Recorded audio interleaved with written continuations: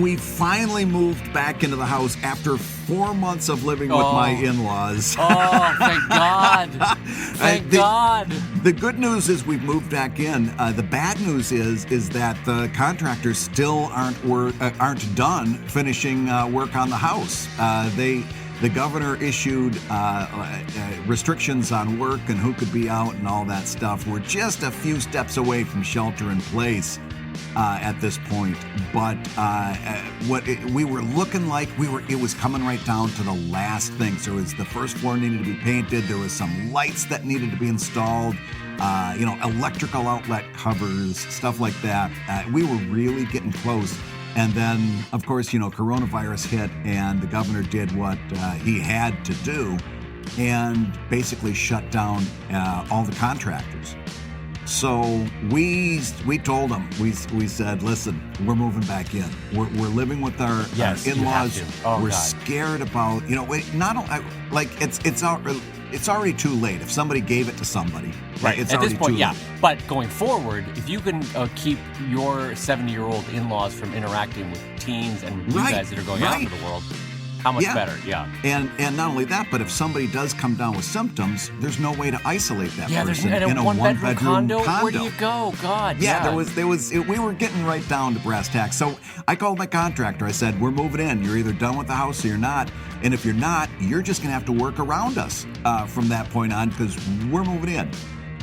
So I call my movers. Now, Riley and Sons Moving and Storage here in Philadelphia. They actually, we found out about them through our in-laws. They used them to move in and just fell in love with these guys. All of them right out of Central Casting. If you want somebody to represent the fantastic country of Ireland, if you want to represent Irish Americans, Central Casting, you go right to Riley Brothers, Riley and Son Moving and Storage. They were just they were wonderful, and my mother-in-law just fell in love with these guys. Was giving them big hugs and everything, and you're such a nice guy, and these skinny little guys. Giving them big hugs. I see you, mother-in-law. I see you. You're not too old to appreciate a big Irish hug. I get it. Well, and she was like, not the Let big, me like just she's. give you one more hug.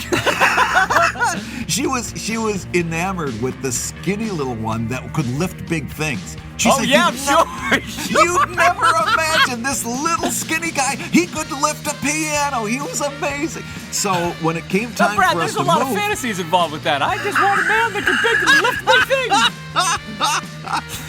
Yeah, and these guys were just eating it right up, So when it came time to move, I immediately called these folks because when you find somebody who's good, you stick with them. So this is me literally yesterday, Monday, moving in. We've got to move the hell out of the condo. At the same time, we'd come over to check the house out. The water heater had been left off purposefully for 4 months, and when I tried to get it going again, it had given up the ghost. Right. So at the same exact time, and also on Monday, my wife was starting work from home from her work. We needed to get Verizon to come in and install internet a week before. Then as soon as they installed it, I had to take it apart and put it in a cupboard because I thought there was still going to be workers walking around, and I didn't have furniture. They were going to step on this modem or the paint fumes the guy warned me about. So on Monday, I'm supervising the movers. There's plumbers over putting a new hot water heater in. Okay. The internet is borked. I set it back up, not working for beans.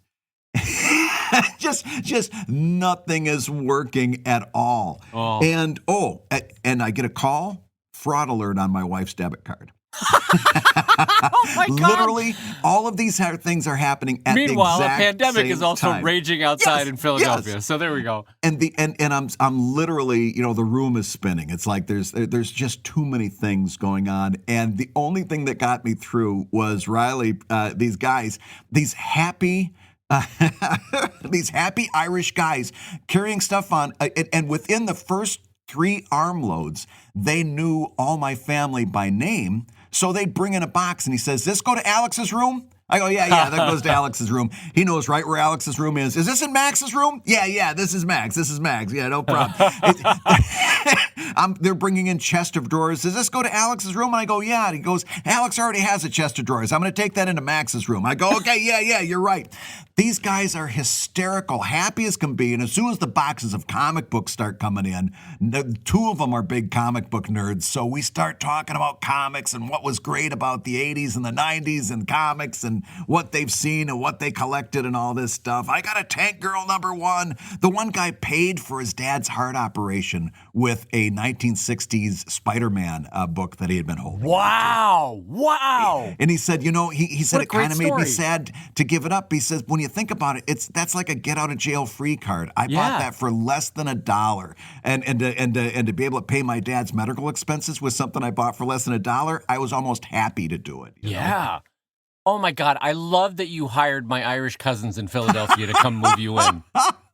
Right, Brendan, Seamus, Aidan. Come on, we're going to go move in the Geiger family, right?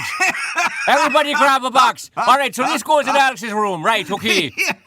And this chest of drawers, is that for your man there? Okay, right.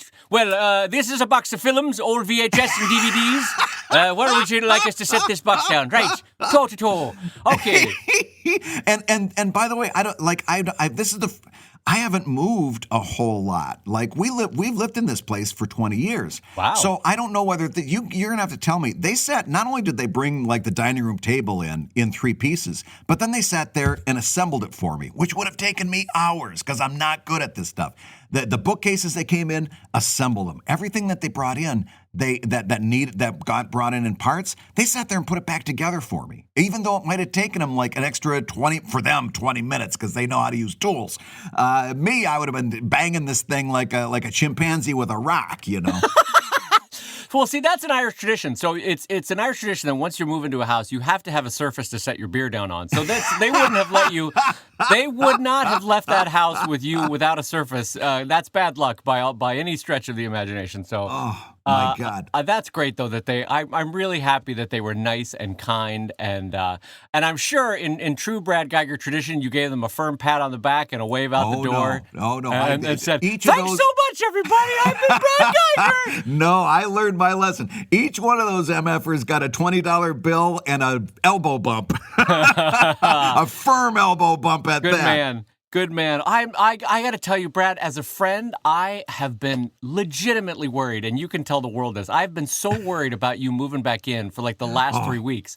Yeah. Because you can see the writing on the wall of where this pandemic is hot, and I was like, get in your house. I think I texted you one time at like 1 a.m. I'm like, Brad, just have the builders finish one bathroom.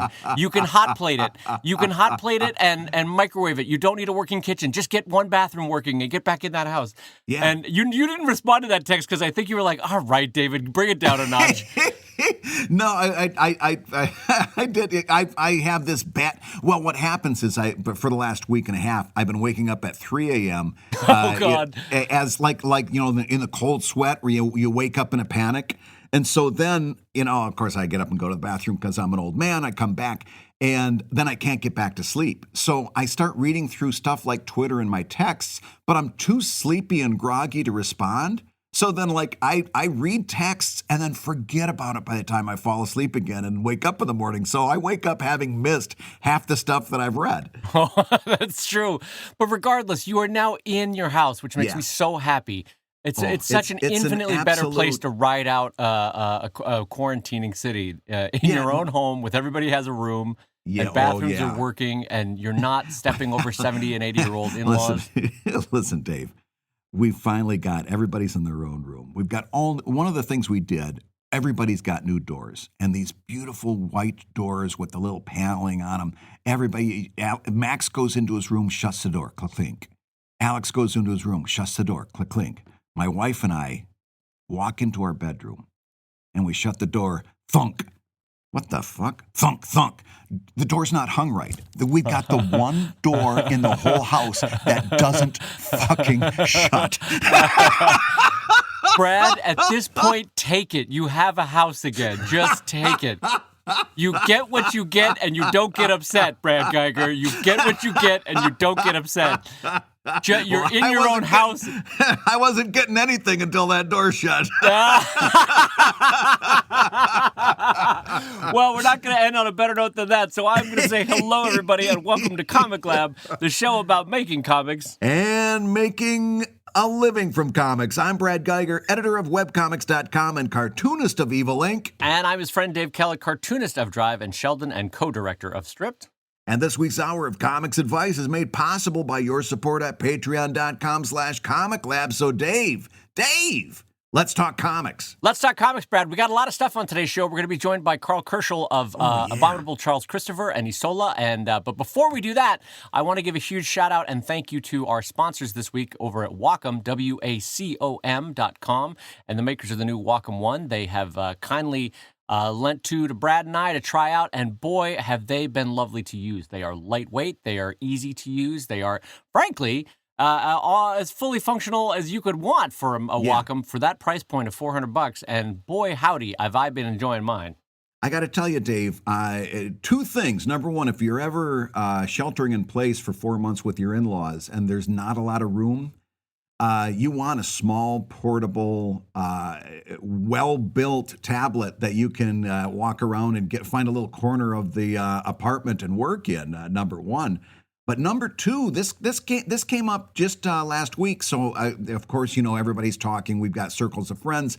One of my friends is a teacher, and all teachers now are doing remote learning, distance learning, right? Right. And she's a math teacher, and she's like, "Hey, Brad, I need a tablet that I can use so that I can use it kind of like a whiteboard for my students. And I'm trying to do this on my computer with the mouse. It's just not working. I need something affordable, but it's also got to be good. I've got to be able to plug it in, make it work, and let it rip because everything else is upside down in everybody's life." The first thing I pointed her towards, I said, listen, the price point is right there, and you're never going to regret it. Get a Wacom One. You're going to be able to use it just like you use your whiteboard. You're going to set it up. You're going to have it running in minutes, and you're never going to regret it. It's going to be a great purchase. She's been using it now for a week and absolutely loves it. That's, how nice that we've been able to pass that along to people who, in this weird quarantining moment, can use it to teach. That's great. Yeah. So anyway, a big shout out and a thank you to our friends over at Wacom at WACOM.com and the new Wacom One. It is a fantastic jump-in price point for pros, pro-ams, and amateurs at the $400 price point. And Bradley J. Geiger, jump us into the first question today, my friend. Oh, I've got such a good question for you. This one comes in from one of our $5 Patreon backers. This is Angela who wrote us. And Angela says, "Hello, Brad and Dave. If I work at an unpredictable schedule, taking months off from personal comics to work on paying comics and other freelance, should I wait until my graphic novel is complete before I start posting it online? Or can I post what I have and then take an undetermined break, even as long as 6 months? Or should I break it into issues, in this case, 4 issues around 25 pages each?" So Angela's talking about an unpredictable schedule that might take her off her comic to work on other things to bring the money in, which is super important these days. Might be as much as 6 months before she gets back to that comic of hers. What do you advise for Angela? Well, this is first of all, Angela, what a great place to be in, that you have working comics taking you away from personal comics, right? Like that's, of all the situations in the world to be in, that is a nice one to be in. So congratulations on that. It's good to see that even, and I say that because income is lovely. We all can agree on that. Income is lovely. But also, how nice to have a paying project that is also still training you, keeping you doing new things in comics so that when you come back to your comic, you have increased your skill set. So just as a baseline, how lovely is that, right? So congratulations. Yeah. Secondly, I think, frankly, this is a can't lose situation. If you are able to keep going, as Brad says, one of the greatest hallmarks of success is, are you still doing it? Yeah. And whether you decide to go the 6 month off, 6 month on, or whether you do one big installment where it's all out, frankly, it's a win situation. It means you completed a project. You were able to get through it with a weird schedule. So I'm leaning towards either one is fine as long as you can make it work for you to get the project done. Brad, what are your thoughts? Let's get your initial thoughts first. Dave's exactly right. And I'll tell you why. because again, in the immortal words of Papa Smurf, I'm going to say this until I'm blue in the face. God damn! I will leave this podcast right now. I will take these headphones off. I will leave this podcast right now. In the immortal words of God bless America. I'm angry at that one. I love to see you so worked up over that. That's wonderful. That feeds my soul. I'm telling you. No, I keep saying it, and I'm gonna keep saying it.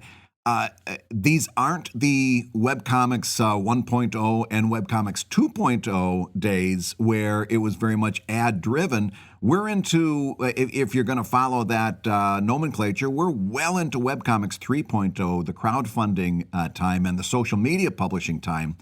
And it's no longer tantamount to your survival to be putting this thing out on a regular schedule. Right. If the work is good, you can put it out on an intermittent schedule and be just fine. And especially something like a long form, you can use that latest update to point people towards where they can read the completed book or the ongoing chapter somewhere. You can point them towards ebooks. You can do all kinds of things. If your work is good, if your work is compelling, I don't think you have to worry quite so much about schedule and just keep your eyes laser focused on quality. Yeah. The only thing I will say is that 6 months makes me a little bit nervous. If it's stretching on to 6 months, that might be expecting a little bit much. And then maybe you do want to group those issues up, like you said in the last part of your question, where you kind of release them on like 25-page episodes and stuff like that. That I could see. If it's stretching on to 6 months, yeah, go ahead and do that. But other than that, I wouldn't get too upset about schedule. I'd keep your eyes laser focused on quality. Right. And I'm going to amend my earlier answer because as I've had time, Brad's great answer gave me a second to think about other possibilities, which was one of the things that Brad and I often advocate is draw it once but get paid for it multiple ways, yes. Right? So what we mean by that is when you draw a page for this story, ideally, you'd love to be able to sell the individual page either as original art or as a print, right? That's one way. Yeah. And then as you're creating them and releasing them piecemeal, they get Patreon support, right? That's the second way.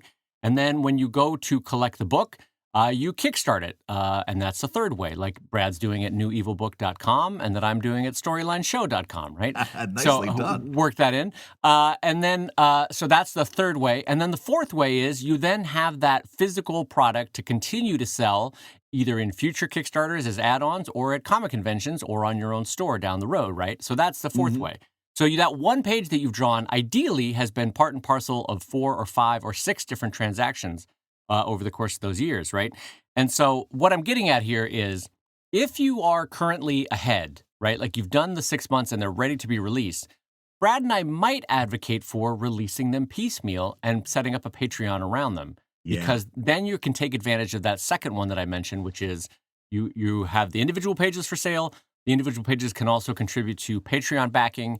Then you collect it to a Kickstarter, right? So you get what I'm saying. Is if you are ahead right now, maybe dribble-drabble them out into the world, dribble-drabble being the scientific term, dribble-drabble them out into the world.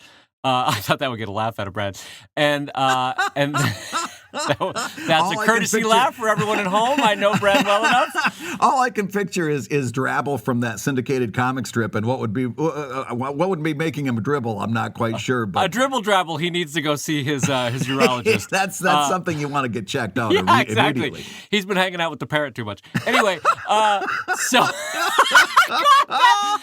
that joke is unlike me. All right, I'm going to leave that alone. Yeah. So anyway, what I'm saying is you might want to consider if you are ahead or if you could potentially be ahead in the future, maybe dribble those. God damn it! Now maybe trickle those. Trickle. I can't say trickle either.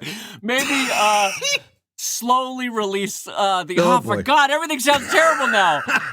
Jeez Louise. You know what I'm saying. Maybe put out one page at a time and then have a Patreon around it. I'm going to stop talking. Brad, go. Nothing wrong with using an idiom like putting out. But, you know, Jeez.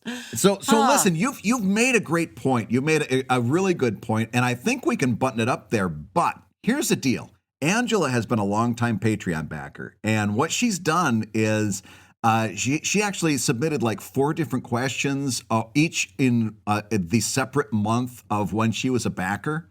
And I just want to mention this because you mentioned originals, and one of her questions was about using old originals. So as a quick way of kind of continuing this conversation and also killing 2 birds with 1 stone, let me read you her quick question about originals, because I think we can address that under this overbranching topic. Okay.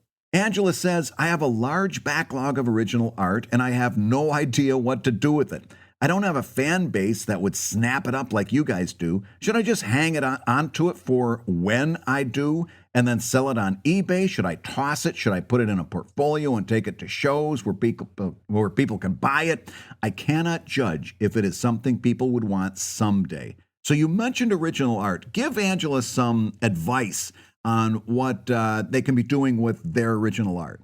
Okay, so Angela, my advice is everything that you mentioned except throw it away. Yes. It is incredibly small spaced when you stack them up and put them in a drawer or put them on a shelf, right? Yeah. They don't take up a lot of space. Do not throw them away. That is a mistake you will regret. Yes. I have 4,000 originals, and they take up only a small space in my place in a fireproof safe. And here's the thing. Will you want to sell them eventually? Yes, absolutely. Will you want to sell them at shows? Absolutely. Will you want to sell them on an Etsy shop or on eBay sales? Absolutely. You can do all of the above. Yes. And the thing is, their value doesn't decrease as your readership grows. It increases as your readership grows. People will want that one special page. People will want the first time the character appeared. Even if in your mind you're like, they don't look as good as I draw them now, right? Exactly. In your mind, you're thinking that. Yeah. For a reader, they're like, this is their first appearance. This is the first time they talk to that character. Oh, I love this particular joke. There's 1,000 reasons why people would want this or that individual page. I can speak to that, having sold, I don't know how many pieces of original art strips. But keep them, sell them, trickle them out slowly, or do it all at once, however you like.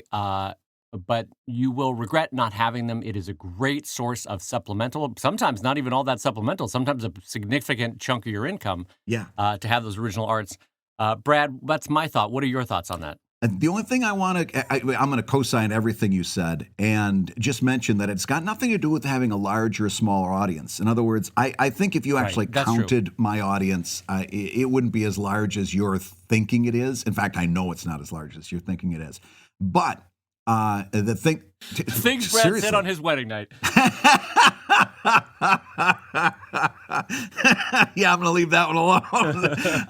But no, see, the thing about it is that I could never sell originals. Like, I tried all of those things. I took them to shows. Nobody wanted them. I lowered the price. Nobody wanted them. I put them on eBay. Nobody wanted them. I sold them on my website. Nobody wanted them.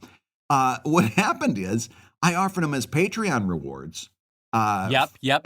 And all of a sudden, I'm sending them out every month. I'm sending a stack of them out every month as Patreon rewards. And it's one of those things I don't really advise a super lot. I kind of do it, and it's tricky. But it's like at the $20 level, you get an original every third consecutive pledge. So it's basically at the $60 level, but they're doing it in $20 installments. I sent a stack of them out every month. I couldn't sell them. I'm literally at conventions, I couldn't give them away. But as Patreon rewards, holy smokes, they're fantastic. And you're going to want, as your career gets rolling and as you go along the line, you're going to want some of those upper tier Patreon rewards. And how nice it will be to have a big stack of them sitting there that you can just page through and here's a secret if you're going to do that. Don't give them a choice. Give them a little choice. But if you're going to go down to, if you can say, listen, if you know exactly the page you want and exactly the day, that's great. You can't guarantee it because it might not be in stock, but you can do that. But what I do with mine is I say, tell me the name of your favorite character. I'll send you an original with that character on it. And nice. that's good for almost everybody. And if they want something specific, I'll work with them. But 9 chances out of 10, they like just having their favorite character on it, or you could say favorite theme or subject matter, whatever. But then I choose it. It's a lot quicker, a lot easier for me to fulfill these rewards, and everybody's happy. So that's a little bit of advice I've got for original art on Patreon. And my capstone on Brad's capstone is this. It's implied in Brad's answer, but in addition to Patreon giveaways, you can also make your upper tier Kickstarter levels have original art in it too. And so the ways you can use this, Angela, are manifold as you go forward in your career. And so don't throw them away. At the very least, store them. If you don't think you can sell them now, there will come a time, as Brad and I are telling you, where you can make good use of them in your career. Hey, if you're listening while you work, take a minute to stand and stretch. And while you're doing that, we're going to tell you why you should join us on Patreon. When you do, you're going to get hours and hours of podcasts that we've recorded just for backers. And exclusive Patreon posts that go even deeper on ComicLab topics. And access to our exclusive Discord server, which is a thriving community of professional cartoonists. So you can support the show you love and get tons of actionable resources for your own cartooning. And listen, if you can't swing a pledge this month, we get it. No worries. Yeah, listen, you can still support the show by rating us wherever you get your podcasts. Just leave a 5-star review and a few kind words. That, along with mentions on social media, is incredibly helpful. Now, everybody, let's talk comics. Well, Brad, the little red light is blinking, which means it's time for our special guest. And what a special guest we have today, our delightful friend from Points Up North, Karl Kerschl. Karl, thank you for coming on to the show. Hi, guys. Thanks for having me. Third time's a charm. Right? Third time is a charm. So, Karl, you know from my longtime favorite, Abominable Charles Christopher, that can be seen over at abominable.cc. Or the of recent years, the most beautiful book I've seen on the market, Isola, at isola.ca. Isola is a fantastically beautiful book from Image Comics, and we'll be talking about that today. But Karl, first of all, how are you doing? I'm sure you're in quarantine like the rest of us. How are things holding up, my friend? Things are okay. Everyone's kind of, well, I think it's been, 4 days now? Tuesday now? Friday. Schools were shut down. I stopped going to the studio. My wife's working from home. So now it's just a matter of balancing work with kids running around. So You stopped going to the studio? Do you share a studio with other people? Yeah, I used to. I've been sharing a studio here in Montreal with a bunch of people for several years. And then when I moved to Japan last year, I gave it up. And then upon returning, rented a new space with some other. So now I'm renting space with some indie game developers and a couple other comics people. Wow, very cool. I saw photos of your space, by the way, and it looked gorgeous, like filled with light, big, beautiful, industrial-ish looking space. Yeah, it's all the only downside of this space is that it's we have no elevator. We were in an industrial space before, and so now if I'm getting a pallets of books delivered, I'm kind of screwed because I can't. I have to just haul them up a bunch of stairs because we're on the second floor above a retailer space. So I was going to make a joke like, well, it's not hard to haul a Wacom pencil up 4 flights of stairs, but it is hard for books. You're right about that. Yeah. Literal tons of books. Well, just out of curiosity, this wasn't a question I was planning to ask you, but why not ask it? For someone that's looking to find studio space, any tips or suggestions on how you did it, both in terms of finding roommates and in finding the studio itself? Well, I like to offload those responsibilities to other people. So, no, what happened was... you've just described my career with Brad. I let Brad make all the hard decisions, and then I just go, yeah, that sounds good, coach. This is my whole life. This is my marriage, my career, everything. I just kind of float through life doing the stuff that inspires me and hope that things work out. No, what happened was my first studio, I had friends here in Montreal who were... starting a space and just invited me. And then I was there for probably 10 years. And in this space, these game guys were sort of, because we've done a bunch of work for Ubisoft, who is right around the corner from us. And they left Ubisoft to form their own company and asked if we wanted to join the space, partly because they needed people to help with rent and partly to just sort of cross-pollinate the kind of creative inspiration. So it's a really different experience now because there's myself and a couple other comics people, and then on the other half of the space, which is like not divided in any way, it's just we walk past each other all the time. There's these guys working on games, and they're very similar practices in terms of story development. So we kind of like we walk by each other's whiteboards and kind of like sit together to have sort of narrative meetings. So we're kind of like they're in a very early stage of production with their games. So it's a lot of story stuff that we can kind of help. But it's a little bit of game recognizes game. You're like, I see you with your storyboards. I know what you're doing. Yeah, totally. This doesn't work. I know. I know what process you're on, and that ain't gonna happen. That's an act 2 that does not work. Exactly. Well, that's just it. That's the first place my mind went. Is like, oh, that sounds great. A narrative meeting. They all sit down. They're having coffee and they're talking. But the first moment that somebody walks up to and says, "Well, that second act is completely all wrong," there's got to be a little tension there. In other words, you've got to establish a safe area to do that kind of stuff, right? Yeah, I think we're all kind of, some of us have just met, but we're all pretty much friends. And I think there's kind of a healthy environment of criticism, So like they solicited help from us specifically for their second act because they had a beginning to this game and an ending. And they were like, we got, because games are tough because they're like, they've got to worry about actual gameplay and like forking narrative paths and all these crazy, conversation branches. Right. And so I tried to just take a broad view of it and say, like, look, here are a couple things based on where you're starting, where you're finishing. Here are a couple things you could do just story-wise to like have, some major, just major points, like A, B, C points to get you from start to finish. Yeah. It is interesting though how with creatives, even creatives that respect one another, like if I email or call Brad and be like, Brad, I'm stuck. I need 10 ideas quick.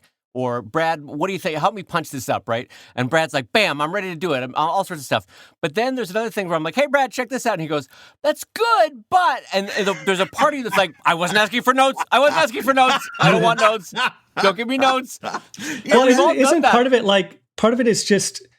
It's not that, you're appreciative that someone's got a better idea, but it's like your brain kind of checks it off as finished at some point. And as soon as you have to make edits, you're like, oh, God damn it. Like I know I gotta... And you don't know what that one change is going to affect down the line. Like it's like dominoes. Yeah. You change something in your second act and you're like, or your first act, God forbid, and then it's like you've buttoned it up like you think like the dishwasher cycle is done. So you start unloading and someone goes, there's one dish, and I'm not going to tell you which one it is. There's one dish that's still dirty in that dishwasher. You're like, wait, what? I got to go back and check everything? Yeah. But part of that process is it's electric, like it's this amazing... I mean, you guys know, it's like the process of writing or creating anything is just this constant love-hate. You're just this self-loathing mixed with personal validation. Yeah. That's and it just never ends. And I guess if it did, it would be boring, right? Yeah, the highs and lows of that. There are when you reach the serotonin levels, when you reach the peak of creativity, when you're like everything is firing, and I'm good at what I do, and what I'm producing is great, and then literally an hour later, I'm the worst. God, I'm a fraud. None of this is holding together. This is all spit and baling wire. Everyone's going to see through it. That kind of thing. So let me ask you, because you're doing two stories, but I want to ask you the timelines and the deadlines for how you work. Because producing a scheduled a regular book is one of the trickiest things in comics. So how do you handle your schedule? How do you and your team handle your schedule? Give me the rough outlines of how that works.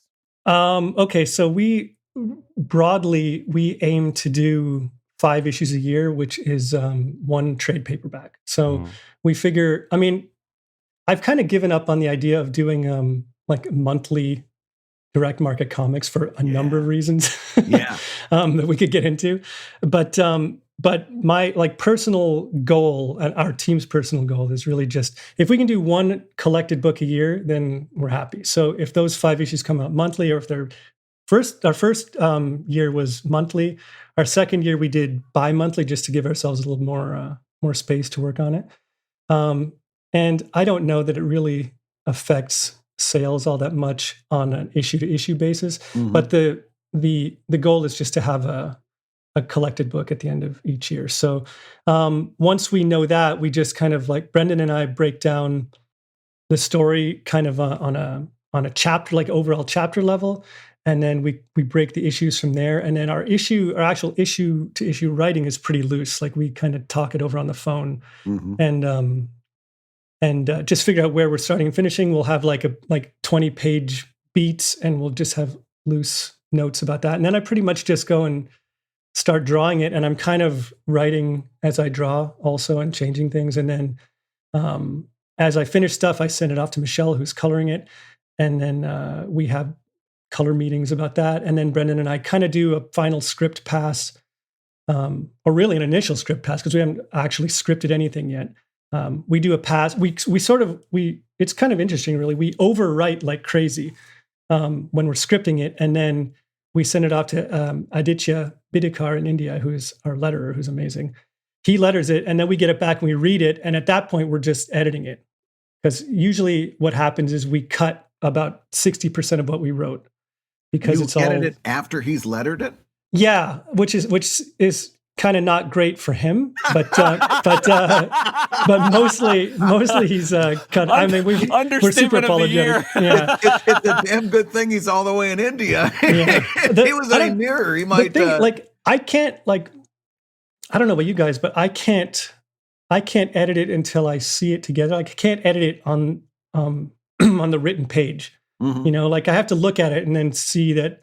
Oh, like a ton of this is redundant. Like this just worked visually, and we don't need all this, all this sort of exposition. I see what you mean. I don't do it to the extreme that you do, but I have to admit, Karl, that some edits can't happen until all the pieces are in place. And then you go, oh, well, no, I mean, this panel is self-explanatory. I don't need any of this. Or you draw it and you go, well, my drawing did not execute in the way that I anticipated that was going to execute. So let's put a little explanatory, something on there. Yeah. Yeah. A little well, a lot of this is my fault because I don't thumbnail anything. Like I just start, like I kind of go page to page, and I'll like rough out a page and often finish it before I move on to the next page. So like an idiot, like I don't have an overview of the whole story kind of with word balloon spacing and even rough dialogue beforehand. Like I just always hated that thumbnailing process. And so I just go page to page, and it ends up, being what it is. And then I had to edit stuff later. So now my question is, you were talking about putting out those monthlies or bi-monthlies, putting out the floppies before the trade paperback. Do you ever foresee a time when you skip that entirely and just go straight to the trade without the monthly floppies? Yeah. And this is interesting, just business stuff. Like I think, in fact, I just talked to Brendan and Michelle about this on the phone the other day, because Michelle, our colorist, is usually would love more time, and she actually asked on the phone the other day about whether we could just skip these issues, and my answer was that I have no problem with that. I would love to do that, but the fact is, until we're losing money on those issues, it doesn't make sense to not do them, because they allow us to actually pay. Like Brendan and I make almost nothing off of those issues, because you know how the Image deal works, right? Vaguely. Yeah. So we print those books, and we're not getting a page rate or anything. Right. So we just make whatever the profits are on those issues, but we still have to pay Michelle and Aditya. So doing those monthly issues allows us to do that and make a little bit, but it's the way attrition works on direct market month-to-month issues. It won't. I'm predicting that our third arc, somewhere, mid arc 3 or end of arc 3, will be just at the point where it's not worth doing them at all. And we'll just have to spend the year doing our trade paperback, and those will go directly to comic stores and bookstores, which is great, but we'll have to, just figure out a way to pay our, colorist and letterer. Right. That's interesting, though, to see you in real time planning out the death of that, for lack of a better phrase. Right. That's interesting that you're already thinking, well, 18, 24 months from now, somewhere around there, we're going to have to move on to a different model. Well, first of all, I've seen it go down with Brendan's other book, Motor Crush. And I've watched my studio mate, Andy Belanger, and Becky Cloonan's Image comic called Southern Cross. I mean, I looked at their numbers as we were prepping our book, just to get an idea of the business. And I watched that. Unless you're like at any publishing industry, or I guess any creative industry, if you're not in the top X%, then your sales are dwindling. If you're not Saga or Walking Dead, basically,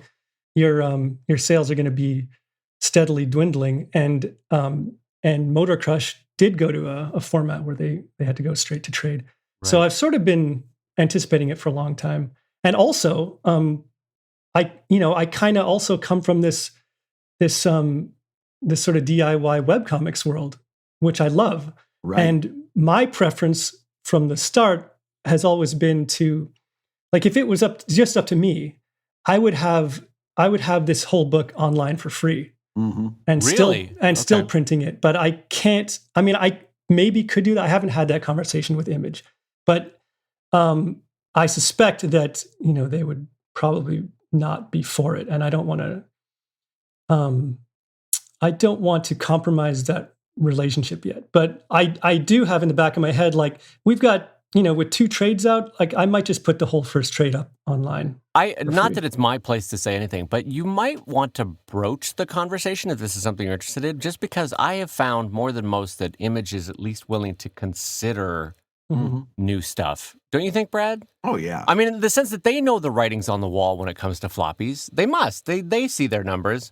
And so they're desperate to figure out a new model to get this to work for them, Yeah. They definitely have their eye on books. I mean, out of all the major North American comics publishers, like, Image has the best bookstore strategy. Yeah. I mean, like, they've got a lot of stuff that's easy to read, like short series, things that are not, like, there's no confusion in their bookstore lineup. And they seem to, like, in fact, I believe, the Image deal, like, they when you're publishing your issues, you pay a flat fee up front, and then you keep all the creative rights, and then anything that you make after that is yours. But they do take, I think, 20% off of your trade sales. Oh, I see. Which I didn't know until I started publishing. They don't take anything off the issues, but they do take money off the trades. So I'm sure that's where they're making their, they're running. I'm sure Walking Dead is basically paying for Image production. At this point, it probably is paying for everything.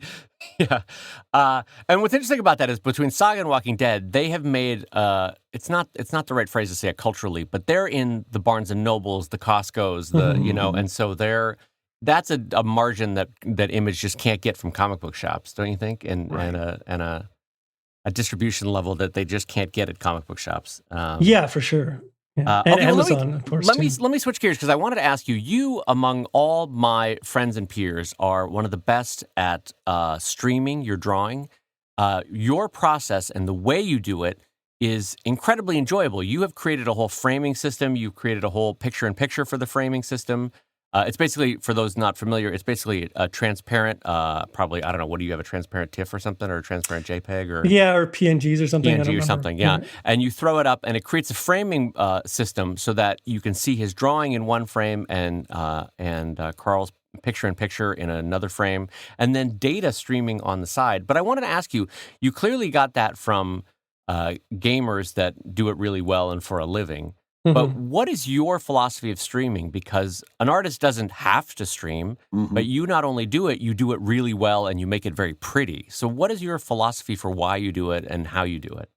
Oh, man, I wish I knew anymore. Like, I haven't streamed in, I think I've streamed maybe a couple times since I came back from I was going to say, since your move, you've done it less, and that's okay. You're readjusting. And then, for God's sakes, the world is falling apart now, so we're all readjusting.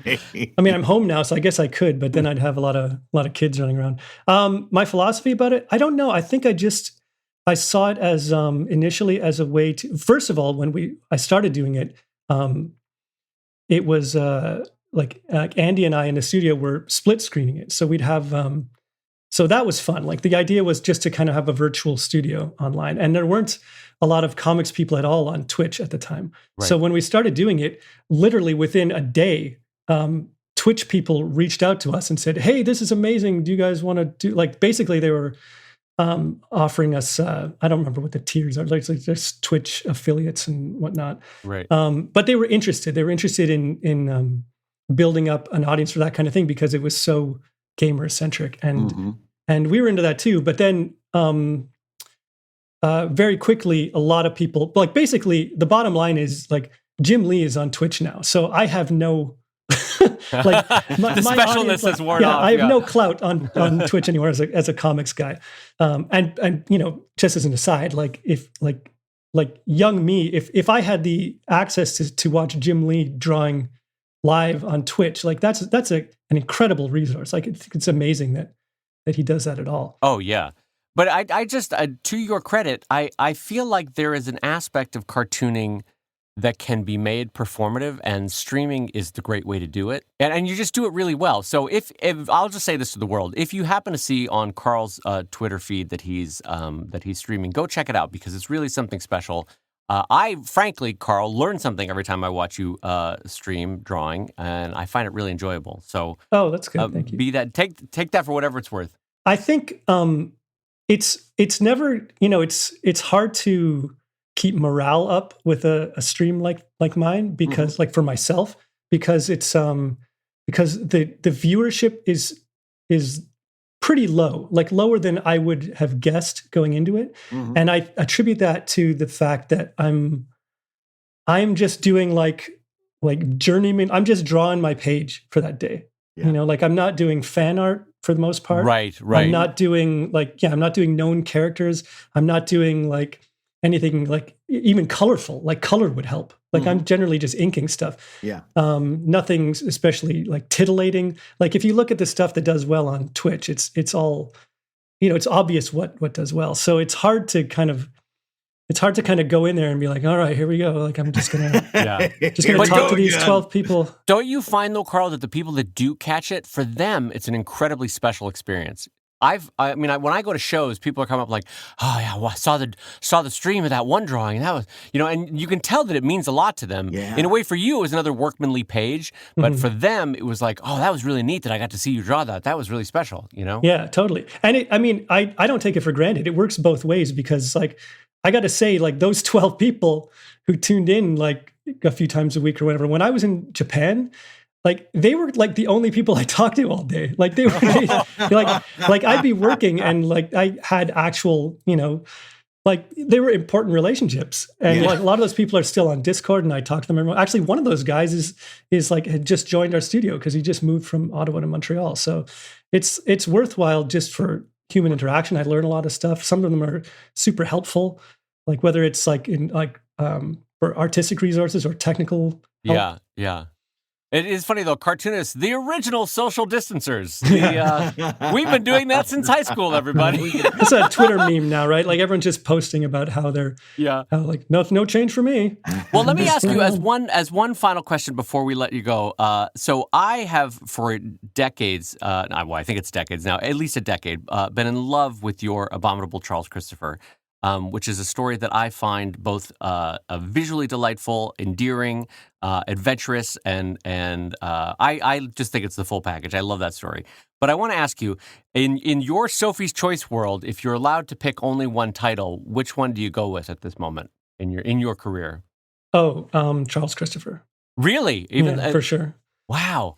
Yeah, I mean, I have other stuff that I'm kind of working on, and I've got on the back burner that I'm kind of trying to write, but the Abominable stuff is really, like, I don't fully understand what it is, you know, like, it's like this weird outlet for me, and it's the only thing, like, if I had to finish one thing that I could leave behind for my children, like, it would be that, because it's the purest essence of my character, I think, or my personality. Right. It also, that I know that I said that was going to be my last question, but now I have a follow-up question. we Who's can good go at all day. interviewing, everybody? So with Abominable, and both with Isola too, you have an amazing capacity for capturing the very specific geometry of animals and the shapes and forms that animals take, and the very specific looks that they have in both stories. And so I want to ask you, what is your go-to reference for animal reference, animal photography, animal video? Do you go to a zoo? Do you check out videos online? Do you have a particularly good photo reference that you look through? Because your animals are spot on. Oh, thanks. No, mostly just like a Google image search. If I'm like when you're drawing a lot of, well, I guess for the Abominable comic, it's a lot of kind of like Canadian wildlife, right? So like I grew up kind of out near some woods, and my dad hunts, so I just was, I would just see animals all the time. And if you kind of know like a quadruped body, whether it's a dog or a cat or whatever, you just kind of get used to it. But tigers are really tough, actually. Like if I'm having trouble with certain angles, I'll just do an image search for whatever I need. And usually I'll reference it once or twice and then try to not use the reference, because I feel like if you look at the early Abominable comics, like they're kind of too accurate. It's not until I stop using the reference that they sort of become more anthropomorphic and take on more human character. Like basically the flaws creep in. Right. And right. I kind of cartoon it more, and that's where all the personality is in those flaws.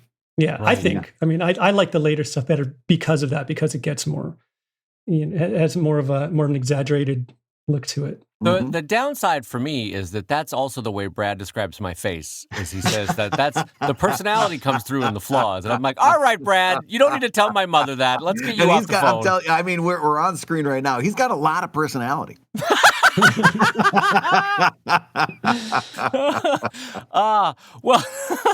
I think Brad, on behalf of both of us and the audience, I want to thank Karl for coming on. Karl, this is really, really nice of you. It's delightful to talk to you. And once again, for the world, you'll want to check out abominable.cc. And abominable, just in case, because it's a trickier word than most in English. So ABOMIDABLE.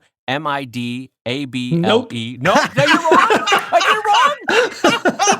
You spell it, Karl. I think that was abominable. We couldn't have planned that one any better. Oh my God! All right, Karl, this is a great opportunity for Karl to do it right. It is one of the trickier Oh man, I hope I don't screw it up now. It's ABOMINABLE.cc. Abominable. Did I get it? Abominable. Abominable.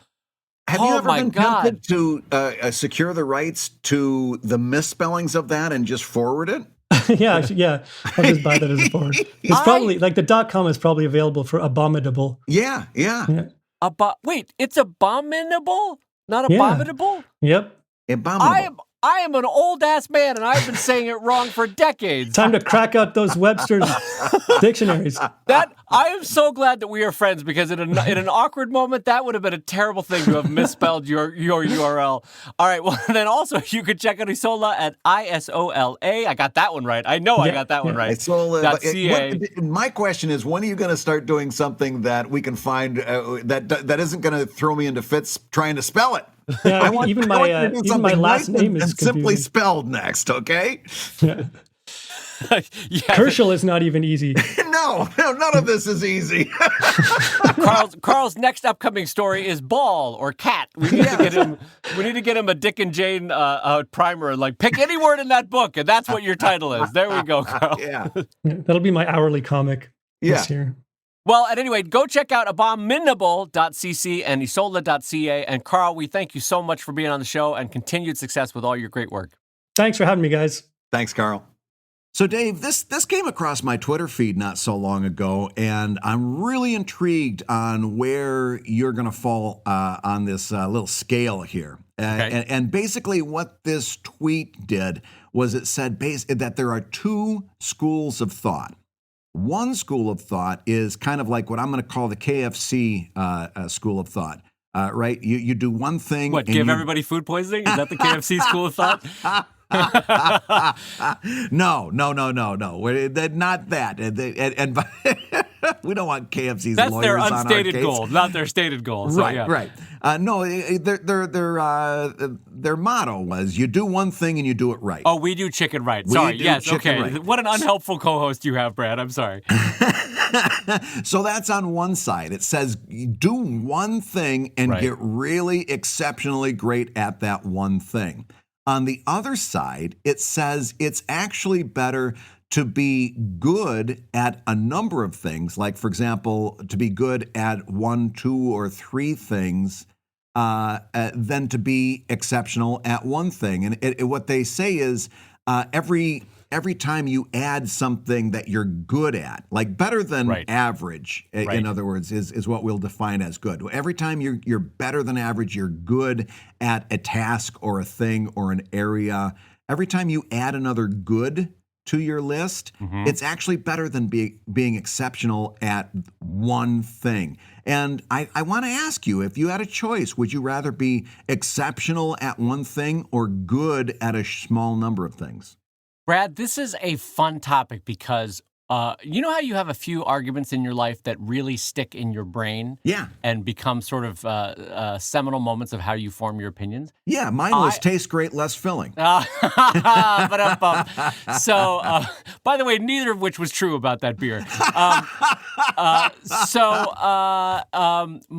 I have a very strong memory of driving from the west side of Los Angeles to the downtown Los Angeles with David Malky, the fantastic creator of Wondermark over at wondermark.com, and also the creator of Machine of Death and a bunch of other projects. Anyway, whenever I bring up this argument with Dave, he's like, yeah, I don't remember that conversation. But for me, it was a really important conversation because we were arguing on the half-an-hour drive whether it was better to become a really good cartoonist and then branch out, or to become really good at many things and have all of them be the rising tide that lifts the boat, right? Right. And so I came down on the fact, on the thought that you have to be good at one thing. Get really good at that, and then use that platform, that position of publicity or power, or however you want to say it, to transition into other things.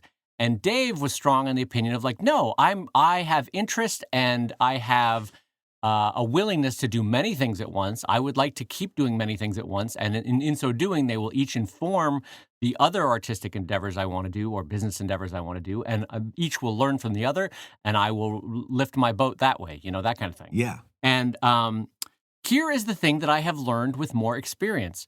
Both in their own way are valid. Yeah. Because my career succeeded, Dave Malky's career succeeded. Yes. And we both ended up doing multiple things, and we both ended up excelling in cartooning, right? Yes. So both can be true. I think a little bit it depends on the balancing act you have to do with creativity, not getting stale in what you're doing, right. Keeping your mind invigorated, expanding your knowledge base that informs both your business and your art side. And so all of those can be true. You can go heavily focused on one thing, or you can do, the many smaller tasks in order to lift all of them up slowly over time. Brad, what are your thoughts on this? This is a fun one to talk about. Yeah, I like this. You know what? I'm going to say it may be a little bit different from you, but much in the same vein. My career, when I look at it, I got very good at one thing and pretty good at a number of others. And that's what kind of buoyed me throughout. In other words, I was really pretty good at one thing. Right. Doing the comic, we'll say. Right. I got really good or got better and better over time at doing comics. But then I also had to be good at, I had to develop skills, not to be great, but to be just good enough at things like publishing and social media and a number of other task-oriented things. It wasn't important that I become the greatest social media promoter of all time. It just was important that I became good at social media. Serviceable, I never put as much time or effort into it as I put into comics, but I needed to get pretty good at it. Right. And that's how it kind of went throughout. And if you're gonna kind of focus in just on the creative, certainly I focused on one certain type of comic, but then I also found it really good, much as you're saying, Dave, when I did Fables, which was more like a journalism comic. The experiences I had doing that fed my ability to do other types of comics and gave me a richer understanding of comics in general. Right. When I did single panel comics like Courting Disaster, doing that gave me a better understanding of how to do other types of things. In other words, everything that I did made me better at the other things I was doing. Right, you folded in, yeah. Yeah. So I'm a big fan of veering towards the be good at a lot of things, although I think you've got to be a little bit more good at one of them. Yeah, you're right. And part of it is, we all have to put in that fabled 10,000 hours to get to master a task, right? So if you're comfortable that your 10,000 hours might take you a little longer if you do a couple of projects at once, but by doing a couple of projects at once, it keeps you sane, it keeps you creative, it keeps you doing it, then by God, go that path. That's fine. No one will judge you. That path worked very well for David Malky, and I'm super admirable of his career. Or if you're like, by God, I got to get my 10,000 hours, and I really want to get good at this one thing first, and then I'll branch out, i.e. like directing a comics documentary in year 10 of your cartooning, then you can go my route, and that worked fine for me, right? So I think... so let me break it down a different way. Yeah. We are entering a period that's going to be tricky for all of us for the next 2 years, right? It's going to be hard financially. It's going to be hard emotionally. But here's the thing. Brad always says, do whatever it takes to get you to the next page. Keep going, right? So that is the mark of success. And if doing multiple creative projects keeps you going, keeps you moving, great. As a friend, I salute you and I say, good for you. If doing one project keeps you sane, keeps you creative, keeps you making pages, then great, do that way. As a friend, I salute you and I say, keep going, you're doing great. Yes. Whatever it takes to keep creating in a way that keeps you happy, healthy, and sane and emotionally balanced, then do that. That's fine, and no judgment on it. Don't you think, Brad? Yes. Whatever keeps you going in a happy way, in an emotionally balanced and sane way, then do that works for you. So much of the secret of success isn't really finding a secret of success. It's finding out what you call success. That's the real secret of success is finding out what is success. And once you figure out that your success is going to be completely different than my success, and my success is different than Dave's, and Dave's is different than someone else's, everyone's got their own version of success, and everyone's version of success is perfectly valid and is right for them and doesn't need to be right for me or anybody else. So much of this means understanding who you are as a person and as a creator. Right. And all this time that we spend trying to compare ourselves to someone else. In other words, I could compare myself to someone like Dave Malky and say, oh, geez, I could never do as broad of a range of creative endeavors as he's done. Right. He's done a wide range of things that are really fascinating. I can't do that. Well, I guess I'm never going to be successful. No, that's not how success works at all. It's got to be, you've got to determine for yourself what success means for you, and then and then you can actually be successful. Once you determine what success is, then you can start working towards it. But you can't do that if you're working towards Dave Kellett's version of success. Yeah, it's not. Another way of putting this is that designing a career is not monolithically copying someone else's career or someone else's model. It's more akin to a salad bar. Like, oh, I like the way that Brad has done this. I like the way that David Malky has done that. I like the way that Dylan McConis has done this. I like the way that Lucy Bellwood has done that. I like the way that Danielle Corsetto has done this. And so you take bits and pieces from people that you admire, from people that you'd like to model how they did it, and you work it into your creative flow and your creative career. And so there is no one path to the mountain here, I guess is another way of saying it. Yeah. You can do my model and focus on one thing and try to get the best you could be at it and then branch out. Or you can do the Dave Malky, Brad Geiger model, which is like dabble in a couple things that keeps your heart happy and keeps you creative and keeps you moving. And both are valid because, as I said before, the proof is in the pudding. David, Brad, and I all succeeded and all have become good at multiple things, frankly, different things, but multiple things. And we've all maintained a level of happiness and joy and creativity, even through hard days, dark days, depressing days. So I think whatever model and path works better for you is the totally valid one, frankly. That's kind of, sometimes words give us away, nomenclature gives us away. Sometimes we tend to, in our society, we tend to laud the person that's really good at one thing. And then we've got phrases like jack of all trades, master of none, right? Right.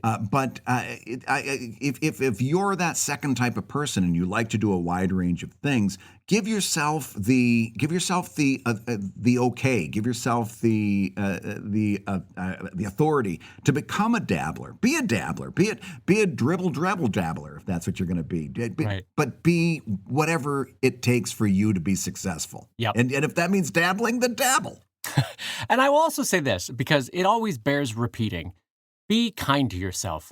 As you go forward in either the monolithic path of doing one thing and doing it really well, or doing many things very well, there's going to be ebbs and flows in your mood and in your ability to self-support and to reinforce for yourself that you're a good artist and a worthy artist. So just be kind to yourself, regardless of what path you are doing. And if you maintain the joy in the process, as Brad says, that's gosh, what a key part of success that is if you have the joy and if it's bringing you peace and comfort and excitement and creative energy, then that's the right path for you. So both Brad and I wish you well, regardless of which path you go, and good luck with it. So actually, Brad, that leads me into, I wanted to read one of our thanks for the kind words. And this is feedback. Did we get some kind words? We got some kind words. And for once, it's not from my sweet mother.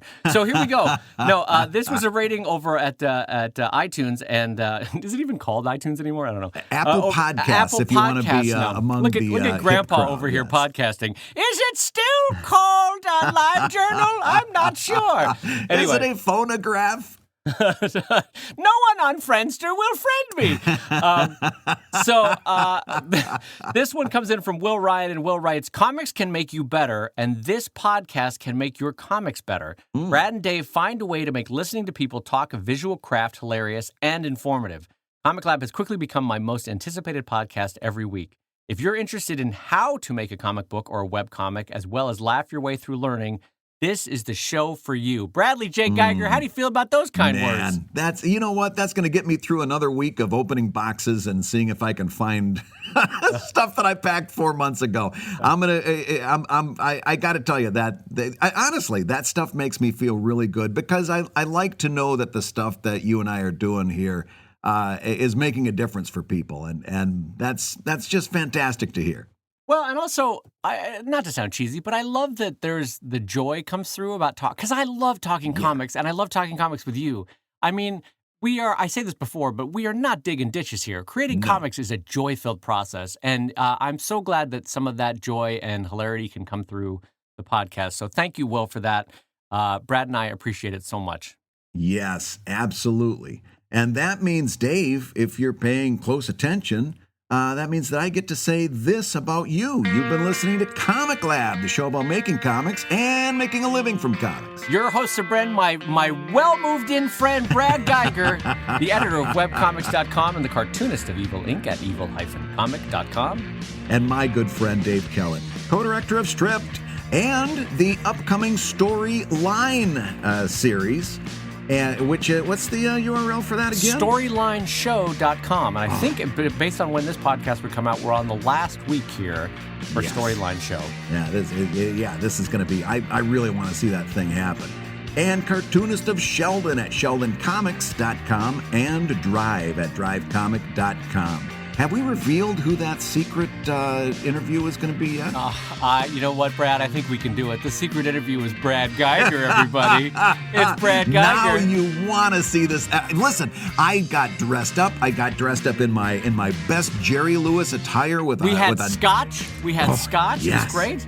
God, we got to tell that story sometime, because I don't think I've even told you. Since I was the second to go on, and I'm sitting there watching the other person that you were interviewing and watching him do so well, I just started drinking more and more. So by the time I got up there, I was pretty well lit. Yeah, the sound guy had to turn your mic down. Did he really? No, I'm kidding. Anyway, that's over at StorylineShow.com, and I think we're in the last week now based on when this podcast will come out. But the ComicLab theme song is used with permission from Andy Creighton at theworldrecord.net, and this episode was edited by Matt Woodard of Woodsong Productions over at www.woodsong.media. If you love ComicLab, you can rate and review the show on Apple Podcasts, and you may hear your review featured on a future episode. And with thanks again to Wacom over at wacom.com and the makers of Wacom One for their sponsorship of the show this week. ComicLab is made possible by your support at patreon.com/ComicLab. So we'll go ahead and say that twice, patreon.com/ComicLab.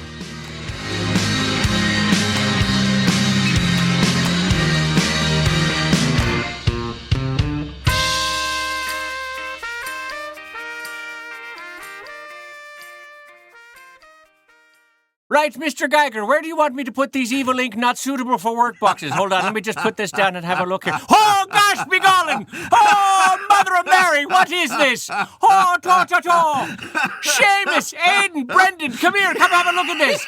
This man is a cartoonist, but I've never seen cartoons. This isn't Heathcliff. This is not Heathcliff. This is definitely not Heathcliff. Oh, my goodness. Oh, boy. Yeah, in the words of Smurfette, I think I blew it. What? God, I'm 2 Smurf jokes in one episode. Oh.